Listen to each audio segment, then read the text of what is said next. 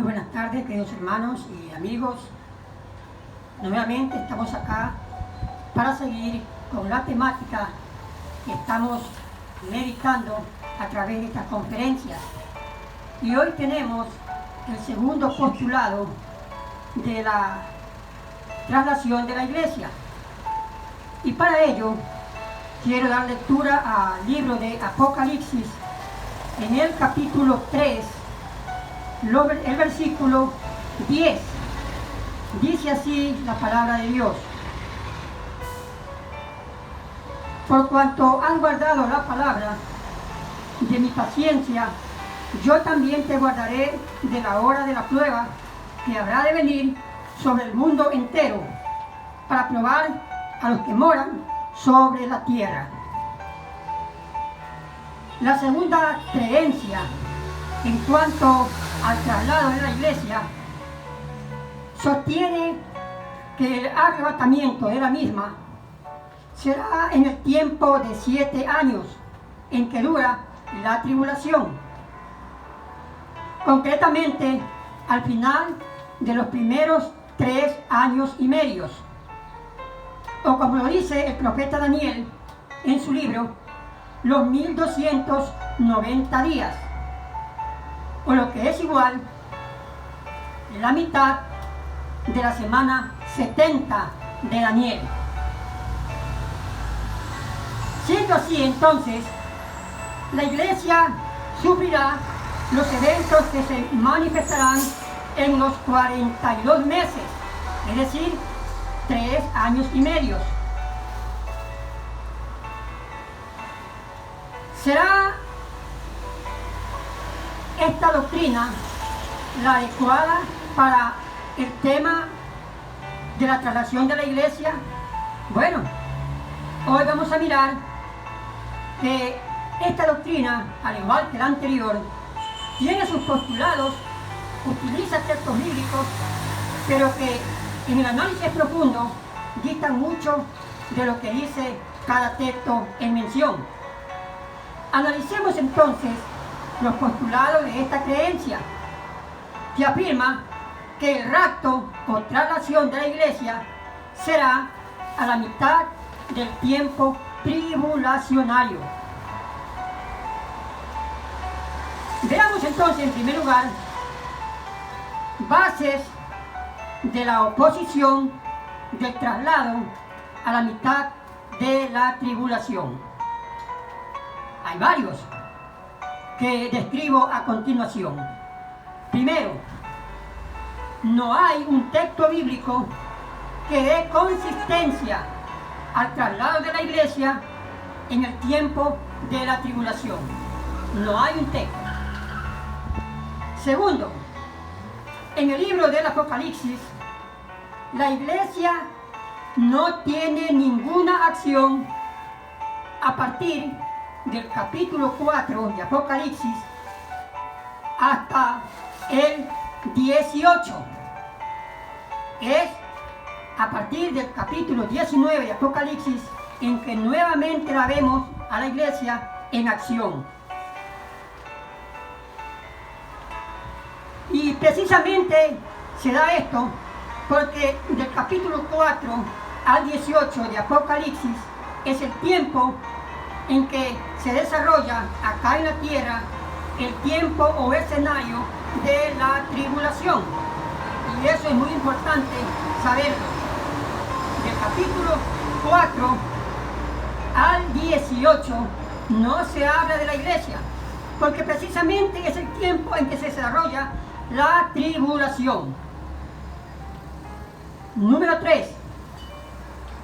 El texto que leí en Apocalipsis 3:10, que dice allí: te libraré de la hora de prueba que habrá de venir. Juan, el escritor del Apocalipsis, se refiere a un tiempo antes de la tribulación. Recordemos lo que había dicho. En el capítulo 4 en adelante no se habla de la iglesia, sino del 1, 2 y 3, y luego aparece en el capítulo 19.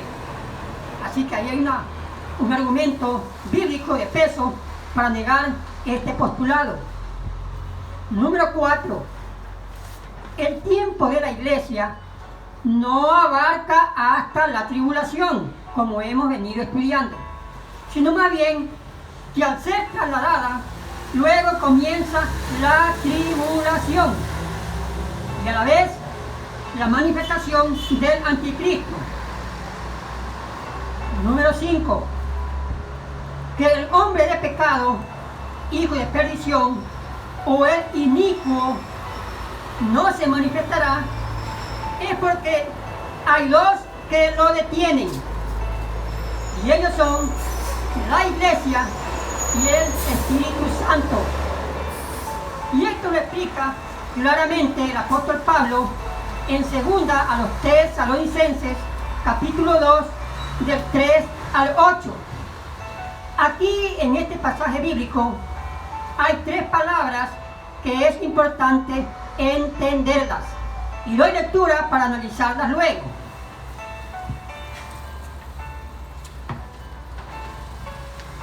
Dicen así, 2 a los Tesalonicenses 2, del 3 al 8.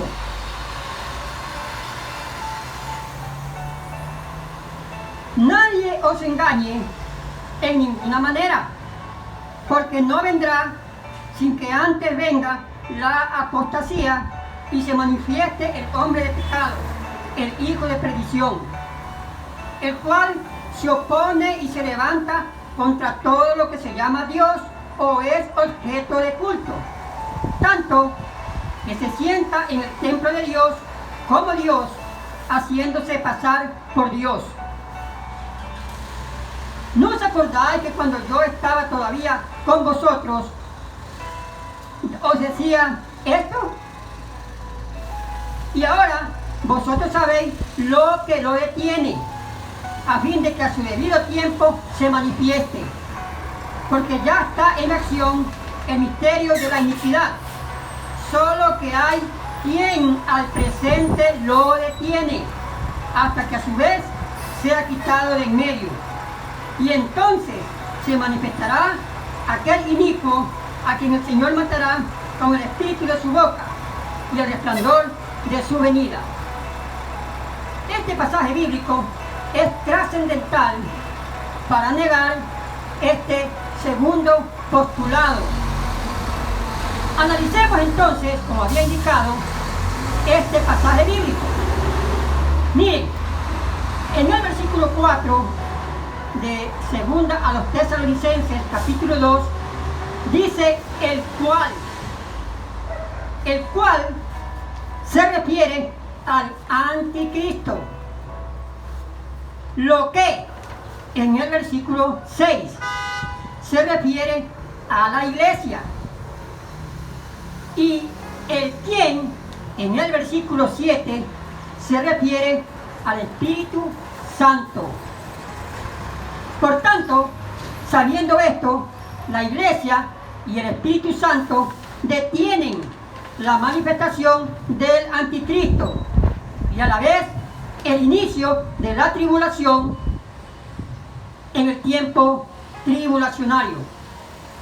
Por esta verdad bíblica es que sabemos que la iglesia no estará durante la tribulación para ser tratada en este tiempo, porque previamente ella habrá sido arrebatada, y no como se dice este postulado, que la iglesia será arrebatada a la mitad del tiempo de 7 años de la tribulación. El sexto argumento de este postulado errado de estos partidarios del traslado de la iglesia a la mitad de la tribulación es que sostiene que el tiempo tribulacionario no es de 7 años. Ese es otro postulado de este argumento que presentan ellos, sino de solo 3 años y medio. Si aceptamos esto, entonces la profecía de Daniel con respecto a las 70 semanas quedaría solo en una simple teoría, mas no en una profecía escatológica que es realmente y que enseña la tribulación, que es de 7 años. Y el séptimo punto de que sostienen estos partidarios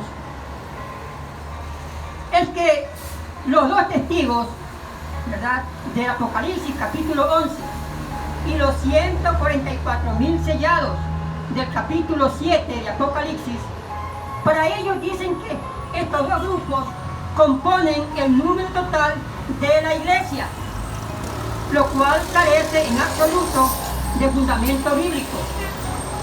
¿Por qué? Bueno, en el período tribulacionario, los dos únicos personajes que serán trasladados al cielo son precisamente estos dos testigos. No hay ninguno otro o algún grupo que sea trasladado durante la tribulación, excepto los dos testigos del capítulo 11 de Apocalipsis. Además, el texto de Apocalipsis 6, 9 al 11, que es otro texto que ellos utilizan y que voy a dar lectura para mirar lo que sostiene este fundamento. Apocalipsis 6, versículos 9, 10 y 11 dicen: cuando abrió el quinto sello, vi bajo el altar las almas de los que habían sido muertos por la causa de la palabra de Dios y por el testimonio que tenían. Y clamaban a gran voz diciendo: ¿hasta cuándo, Señor santo y verdadero, nos juzgas y vengas nuestra sangre de los que moran en la tierra? Y se les dieron vestiduras blancas. Y se les dijo que descansasen todavía un poco de tiempo, hasta que se completara el número de sus consiervos y sus hermanos, que también habían de ser muertos por ellos. Este argumento que presentan se basa en el texto que dice, en las palabras, que esperasen un poco de tiempo. Es decir, ellos están esperando, ¿verdad?, componer o entrar en el grupo de la iglesia, lo cual no es cierto. Porque la iglesia previamente es arrebatada antes de la tribulación. Estos mártires de la iglesia, estos mártires de la tribulación, los cuales están fuera del grupo que compondrá la iglesia, que fue trasladada, como indicaba, antes de la tribulación. Y los 144.000 sellados son israelitas, 12.000 de cada una de las tribus de Israel, que son descendientes de los hijos de Jacob. Estos 144.000 israelitas son los que predicarán el evangelio del reino durante los 7 años de tribulación. Eso es otro argumento que es digno de considerar. Mientras que los dos testigos lo harán específicamente para la nación de Israel, y su predicación será dentro de los primeros 3 años y medio. Luego de este tiempo, como dice Apocalipsis 11, el anticristo los matará, y son los únicos, como indicaba, que serán trasladados al cielo en el tiempo tribulacionario. Y que a la vez, dicho sea de paso, los dos testigos son los únicos que resucitan en el tiempo de la tribulación. Luego de esto habrán otras resurrecciones, pero ellos dos son los únicos. Por lo visto, entonces, por ningún lado podemos ver que el traslado de la iglesia se dé a la mitad o durante la tribulación. Este segundo argumento, entonces, a la luz de la palabra de Dios, queda fuera de contexto. Por tanto, no es aplicable. El día de mañana, Dios mediante, estaremos viendo el tercer argumento, que indica, los partidarios dicen que la traslación de la iglesia será después de los 7 años de tribulación. Bueno, veremos también a la luz de la palabra de Dios cuánto hay de verdad o no en este postulado. Dios los bendiga, hermanos, y nos veremos mañana, Dios mediante, si el Señor no ha venido. Amén.